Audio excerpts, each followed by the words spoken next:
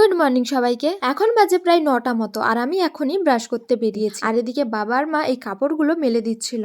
কেন বলতো, এখানটায় চিপস আর বালি ফেলবে তাই। তো ফ্রেশ হওয়ার পর আমি চলে এসেছি রান্নাঘরে। আজকে একটু বানাবো ডিম পাউরুটি। অনেক দিন পর আমি কিন্তু ডিম পাউরুটি বানাচ্ছি। আর এইটা বানাতে বানাতে দেখি বোনও চলে এসেছে, সে বললো আমার জন্যও বানা। তারপর সবগুলো পাউরুটিগুলো কেটে নিয়েছি। আমি পিস পাউরুটি পাইনি, তাই বড় পাউরুটিগুলোকে কেটে নিয়েছি। আর এদিকে যে আমি মুখ ধুয়েছিলাম, তো টিপটা আমার হাতেই থেকে গেছিল, তো সেটা পরে নিলাম। এখন দেখো ডিম পাউরুটি রেডি হয়ে গেছে। আর বোনেরটা আর আমারটা চেঞ্জ হয়ে গেছিল, কারণ আমারটাতে বেশি লঙ্কা দেওয়া ছিল, তারটাতে অল্প দেওয়া ছিল। চেঞ্জ করে নিলাম। এখন খাওয়া শুরুও করে দিয়েছি। খাওয়া দাওয়া শেষ করে আমি আর আমার বৌদির মেয়ে একটু বেরোলাম, কারণ আমার আরেকজন বোন আসছে, তো তাকেই নিতে যাচ্ছিলাম দুজন মিলে। তারপরে বাড়ি পৌঁছে আবার বসে পড়েছি খেতে। এখন আমরা সবাই মিলে খাচ্ছিলাম মাছ ভাজা, পেঁয়াজ মলা, আর সাথে ছিল পান্তা। পান্তা তো খেতেই হবে, আর এই পান্তার সাথে পেঁয়াজ মলা আর মাছ ভাজা কার কার ভালো লাগে কমেন্ট করে জানান। খাওয়া দাওয়া শেষ করে তারপর চলে গেলাম কাকিমার বাড়িতে, কারণ সেখানটায় আমাদের সবার একটা কাজ ছিল।